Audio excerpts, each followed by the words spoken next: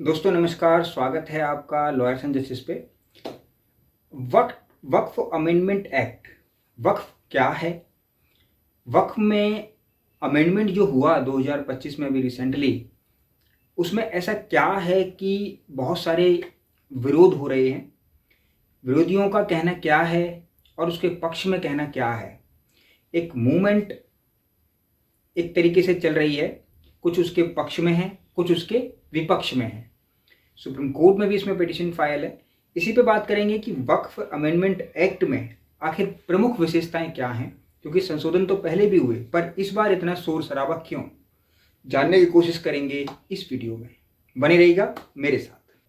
दोस्तों आइए समझते हैं कि वक्फ जो संशोधन हुआ अधिनियम 2025 में, उसकी प्रमुख विशेषताएं क्या हैं। सबसे पहले समझते हैं कि वक्फ असल में होता क्या है।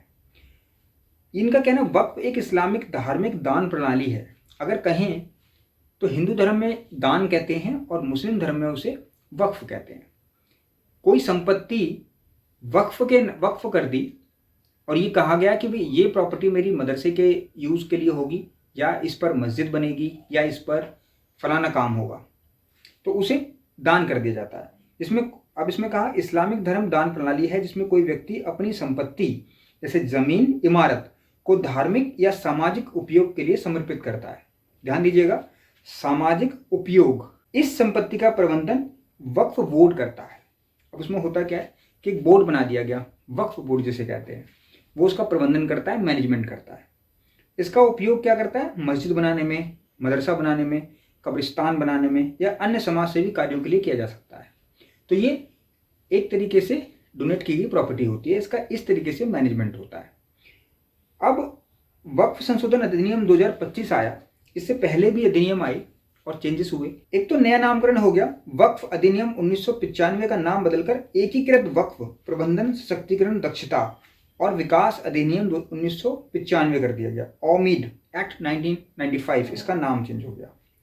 फिर अब वक्फ बाय यूजर की संपत्ति, एक वक्फ बाय यूजर वर्ड ऐड हुआ। अब किसी संपत्ति को केवल उपयोग के लिए आधार पर वक्फ घोषित नहीं किया जा सकता। यानी अगर कोई प्रॉपर्टी को किसी इस्लामिक कार्य के लिए यूज किया जा रहा है तो केवल यूज के आधार पर उसे वक्फी प्रॉपर्टी नहीं मान सकते। सपोज कीजिए कि कहीं पर कोई मस्जिद बन गई और वो प्रॉपर्टी कभी ट्रांसफर ही नहीं हुई, तो फिर उसे वक्फ प्रॉपर्टी नहीं मानी जाएगी। संपत्ति के मालिक को ही वक्फ घोषित करने का अधिकार होगा। यानी जो संपत्ति का मालिक होगा वो ही दान कर सकता है, डोनेट कर सकता है उस प्रॉपर्टी को, और वह व्यक्ति कम से कम 5 वर्षों तक इस्लाम का पालन करने वाला होना चाहिए। फिर है महिला और विविधता प्रतिनिधित्व। यानी पहले क्या होता था कि वक्फ जो बोर्ड था उसके अंदर मुस्लिम ही पर्सन्स ही उसके अंदर अधिकारी होते थे, बट अब इसके अंदर थोड़ा सा चेंज किया गया है कि केंद्रीय वक्फ परिषद और राज्य वक्फ बोर्डों में कम से कम 2 मुस्लिम महिलाओं का प्रतिनिधित्व अनिवार्य कर दिया गया। फिर इसमें क्या गया, सिया, सुन्नी, बोहरा, आगा खानी और अन्य मुस्लिम समुदायों के प्रतिनिधित्व को सुनिश्चित किया गया है। यानी सभी का प्रतिनिधित्व करने की कोशिश की गई है कि जितने भी कम्युनिटी हैं वो सारी इसके अंदर आ जाएं। गैर मुस्लिम भी इसके अंदर डालने की कोशिश, मतलब एक तरीके से डाला गया है। फिर कहते हैं प्रशासनिक सुधार। इसमें क्या किया गया, वक्फ संपत्तियों के सर्वेक्षण की जिम्मेदारी कलेक्टर या उनके द्वारा नामित डिप्टी कलेक्टर्स के स्तर के अधिकारी को सौंपी गई है। वक्फ संपत्तियों का पंजीकरण एक केंद्रीय पोर्टल के माध्यम से किया जाएगा जिससे पारदर्शिता बढ़ेगी। पहले से भी एक रजिस्ट्रेशन पोर्टल है, एक रजिस्ट्रेशन प्रक्रिया है कि इस प्रॉपर्टी जितनी भी है वक्फ बोर्ड के पास सबका डिजिटलाइजेशन होगा। तो डिजिटलाइजेशन तो हुआ था 2013 में जो अमेंडमेंट एक्ट आया था उसके अकॉर्डिंग, लेकिन अब एक अलग ही सिस्टम इसका बनाने की कोशिश की गई। न्यायिक प्रक्रिया में सुधार कैसे होगा, पहले वक्फ ट्राइब्यूनल के जो आदेश होते थे, एक वक्फ बोर्ड बना, उसका ट्राइब्यूनल है, किसी की प्रॉपर्टी का कोई डिस्प्यूट है तो वहां पर उसको चैलेंज करेंगे और उसके अकॉर्डिंग, यानी उसके अगेंस्ट में, उस ऑर्डर के अगेंस्ट में कोई चैलेंज नहीं होता था। लेकिन मतलब अपर कोर्ट में कोई चैलेंज नहीं होता था। लेकिन अब क्या करा कि वक्फ ट्राइब्यूनल के आदेशों के खिलाफ अब 90 दिनों के भीतर उच्च न्यायालय में अपील की जा सकती। लिमिटेशन एक्ट 1963 अब वक्फ मामलों पर भी लागू होगा। यानी 90 दिन के अंदर अगर आप नहीं कर पाए तो फिर आप सेक्शन 5 लिमिटेशन एक्ट की एप्लीकेशन लगा के कंडोनेशन ऑफ डिले भी लगा सकते हैं कि क्यों नहीं कर पाए। रीजन अगर ठीक लगा तो कोर्ट उसको सुनेगी, यानी हाई कोर्ट आप जा सकते हैं।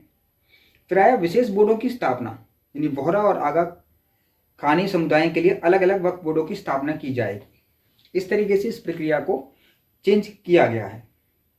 अब इसमें एक उदाहरण समझिएगा।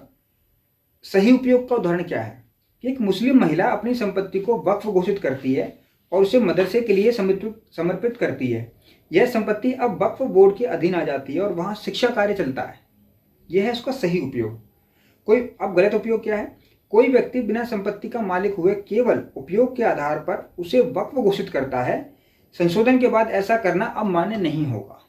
ये इसके अंदर सही और गलत का फर्क आ गया। अब विवाद और प्रतिक्रिया क्या है, इसमें समझते हैं कि विवाद एक्चुअल में क्यों हो रहा है और क्या उसका इशू है। अधिनियम के खिलाफ all India Muslim personal law board AIMIM और अन्य मुस्लिम संगठनों ने विरोध प्रदर्शन किए। इसे मुस्लिम अधिकारों के खिलाफ बताया। सरकार का कहना है कि संशोधन पारदर्शिता और दक्षता बढ़ाने के लिए किया गया, जबकि विरोधी इसे मुस्लिम समुदायों के अधिकारों में हस्तक्षेप मानते हैं। फिर सुप्रीम कोर्ट में भी इस अधिनियम की वैधता को चुनौती दी गई है और अगली सुनवाई तक वक्फ संपत्तियों में कोई चेंजेस नहीं करने का भी आदेश पारित हुआ है। तो दोस्तों ये इसका पूरा सिनेरियो है कि अब तक इसके अंदर क्या है और ये इसका अपडेट है। अब थोड़ी सी नज़र डालते हैं पुराने अमेंडमेंट्स पे।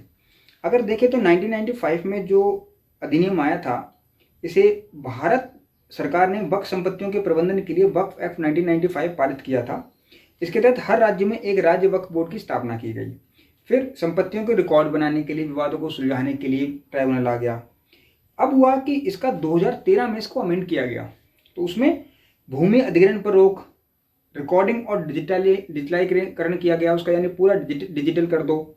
फिर विवाद समाधान कर दिया। इसमें कड़ी सजा और जुर्माने का प्रोविजन कर दिया गया, यानी ट्राइब्यूनल को पावर दे दी और मजबूत कर दिया कि अगर कोई वक्फ की संपत्तियों से छेड़छाड़ करता है तो उसको पनिशमेंट भी दी जा सकती है।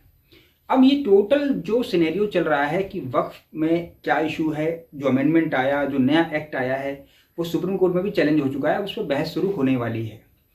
अभी सुनवाई हुई भी है, तो सभी को जवाब फाइल करने के लिए बोल दिया गया है। 1 वीक का टाइम था। वो जवाब फाइल होने के बाद उसमें आर्गूमेंट स्टार्ट हो जाएंगे। इसमें सीनियर मोस्ट लॉयर्स जो हैं इंडिया के, वो आर्गू कर रहे हैं, like mister Kapil Sibal and Abhishek Manu Singh भी। तो सभी देखते हैं कि इसके अंदर जो आर्गूमेंट्स होंगे वो क्या हैं और क्या नहीं है, और आने वाले टाइम पे इसमें क्या डिसीजन होगा। जो भी रहेगा आपके तक अपडेट पहुंचाई जाएगी। तब तक बने रहिएगा मेरे साथ। नमस्कार।